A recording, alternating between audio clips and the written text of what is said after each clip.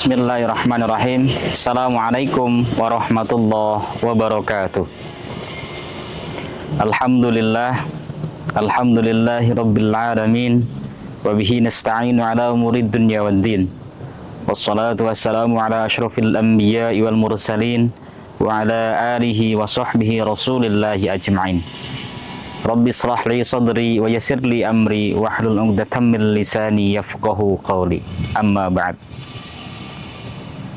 Puji syukur kita haturkan kehadirat Allah Subhanahu wa taala. Karena kalau kita tidak bersyukur kehadirat Allah Subhanahu wa taala, kita semua tidak akan bisa menjalankan kegiatan rutinitas seperti biasanya. Maka dari itu, sebagai hamba, sebagai makhluk yang lemah, makhluk ciptaan Allah Subhanahu wa taala, kita harus bersyukur kepada Allah Subhanahu wa taala. Salawat beriring salam selalu kita sanjungkan kepada baginda kita Nabi Allah Muhammad sallallahu alaihi wasallam.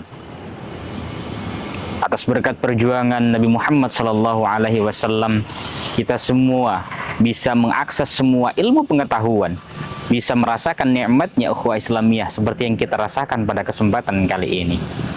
Pemirsa dakwah bil hikmah dimanapun Anda berada, pada hari ini banyak sekali kita melihat orang-orang atau pemuda-pemuda, bahkan anak-anak yang masa usianya masih remaja bisa melangsungkan pernikahan. Namun pemirsa dakwah bil hikmah dimanapun Anda berada, pada kesempatan kali ini sedikit saya sampaikan informasi kepada kita semua, terkhusus kepada diri pribadi, bahwasanya manusia untuk melengkapi sebagian imannya, maka ada prosesi yang dinamakan dengan pernikahan. Maka dari itu, sebagai manusia yang realistis, pasti kita akan memilih jodoh kita, akan memilih atau meminta jodoh kita kepada Allah Subhanahu wa taala dengan sempurna. Maka dari itu, mari kita berpatokan dengan hadis Nabi yang mana ada kriteria yang harus kita tentukan dalam memilih jodoh. Yang pertama, lijamaliha, yaitu karena kecantikannya atau karena ketampanannya. Kemudian yang kedua, walihasabiha, karena keturunannya. Yang ketiga, limaliha, karena hartanya. Dan yang keempat, lidiniha, karena agamanya. Pemirsa dakwah bil hikmah dimanapun Anda berada, kalau kita berpatokan hanya kepada cantiknya saja, kepada hartanya saja, kepada nasabnya, tapi meninggalkan agama, maka di kemudian hari bisa jadi akan terjadi perpecahan, terjadi pertengkaran yang kita tidak bisa mengontrolnya.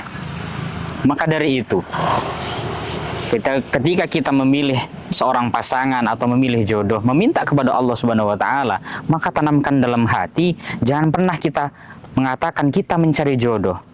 Bahwasanya kita semua sudah ditakdirkan oleh Allah Subhanahu wa taala. Kita semua telah berjodoh. Tetapi tinggal cara meminta kita kepada Allah Subhanahu wa taala. Bagaimana cara kita mengucapkannya? Yang terpenting, pemirsa dakwah bil hikmah dimanapun Anda berada, ketika kita memilih jodoh, maka yang harus kita perhatikan, jangan sampai kita memilih jodoh atau memilih pasangan itu dengan hanya nafsu kita yang dimajukan atau nafsu kita untuk memilih jodoh yang ini dan yang itu, tapi semuanya kembalikan kepada Allah Subhanahu wa taala. Meminta kepada Allah Subhanahu wa taala, ya Allah, pertemukanlah aku atau datangkanlah jodohku. Karena kalau kita meminta atau kita mencari, terutama kalau kita mencari, berarti jodoh kita belum bertemu. Bahwasanya Allah sudah mengatakan jodoh kita sudah ada dan jodoh kita sudah ditetapkan. Maka dari itu, pemirsa dimanapun Anda berada, ketika kita memilih jodoh, kedepankanlah agama. Kenapa? Karena dengan agama semuanya akan bisa diatasi dengan mudah, bisa diatasi dengan pikiran yang tenang, diatasi dengan hati yang tenang. Jika kita berpatokan memilih jodoh karena hartanya, sebatas mana harta bisa mengantarkan kebahagiaan di dunia, tapi tidak bisa mengantarkan kebahagiaan di akhirat. Bisa jadi harta yang kita miliki, harta yang kita cari, karena untuk menentukan pasangan akan menjadi malapetaka dimanapun kita berada nanti. Akan menjadi malapetaka ketika kita menjalankan sebuah keluarga, kita menjalankan sebuah keluarga yang kita harapkan menjadi keluarga yang sakinah, mawaddah, warahmah, tetapi kita tidak bisa menjalankan keluarga tersebut karena berpatokan dengan harta. Dalam sebuah kisah dikatakan bahwasannya ada umat Nabi Musa yang dia meminta kepada Nabi Musa, "Wahai Musa, saya ingin kaya." Dan pada saat itu umat Nabi Musa dalam keadaan miskin. Apa jawab Nabi Musa? "Kenapa kamu ingin kaya?" "Sesungguhnya saya ingin kaya." Kenapa? Karena saya pada saat ini dalam keadaan yang sangat miskin. Kemudian apa jawab Nabi Musa? "Baiklah, saya akan menyampaikannya permintaanmu kepada Allah Subhanahu wa Ta'ala." Apa yang terjadi, pemirsa? Ketika Nabi Musa meminta langsung kepada Allah, "Wahai Allah, ada hambaku atau ada umatku yang pada saat ini dia meminta kaya dan dia tidak mau hidup lagi dengan miskin." Apa jawab Allah kepada Nabi Musa? "Wahai Musa, sampaikanlah kepada umatmu, jika dia ingin kaya, maka akan aku kabulkan permintaannya. Ada dua pilihan yang akan saya sampaikan kepada umatmu. Yang pertama, kalau dia terima dengan keadaannya yang seperti ini atau dalam keadaan yang miskin, maka akan kupanjangkan umurnya. Yang kedua, jika dia memang ingin kaya, maka hari ini dia kaya, besok dia akan meninggal. Sampaikanlah itu kepada umatmu, wahai Musa." Apa jawab Nabi Musa? "Baik ya Allah, akan aku sampaikan apa yang menjadi keputusanmu." Keesokan harinya disampaikan kepada umat Nabi Musa, "Wahai umatku, aku telah menerima wahyu dari Allah Subhanahu wa Ta'ala bahwasanya Allah menyampaikan, Allah berfirman, jika kamu hari ini ingin kaya, maka Allah akan mengabulkannya. Tetapi ada dua pilihan yang harus kamu pilih. Yang pertama, jika kamu tetap dalam keadaanmu yang sekarang atau dalam keadaan yang miskin, maka umurmu akan dipanjangkan oleh Allah Subhanahu wa Ta'ala. Yang kedua, jika kamu ingin kaya dan Allah mengabulkannya, maka hari ini kamu kaya, maka besok kamu akan meninggal. Silakan pilih mana yang kamu harapkan." Apa jawab umat Nabi Musa? "Wahai Musa, walaupun besok aku meninggal, aku ingin kaya pada hari ini, karena aku sudah bosan dengan kemiskinanku." "Baik," kata Allah. "Kalau memang begitu Musa, maka silakan berikan modal kepada umatmu." Maka seketika itu Nabi Musa memberikan modal, yaitu kambing. Ketika berjalan sudah 1 tahun, 2 tahun, bahkan berpuluh-puluh tahun, umat Nabi Musa tadi berkata kepada Nabi Musa, "Wahai Musa, sungguhnya ini engkau adalah nabi atau bukan?" Maka Nabi Musa menjawab, "Iya, aku adalah nabi." "Lalu kenapa engkau berbohong?" "Apa yang telah aku bohongi kepadamu, wahai umatku? Kamu pernah mengatakan kepadaku, jika hari ini aku kaya, maka besok aku akan meninggal. Tapi kenapa sampai hari ini aku masih tetap kaya?" Maka umat Nabi Musa protes dan dia tetap kaya dan dia tetap hidup pada sampai saat itu.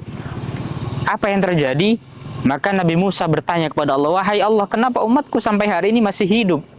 Sedangkan engkau janjikan ketika dia kaya, maka besok dia akan meninggal."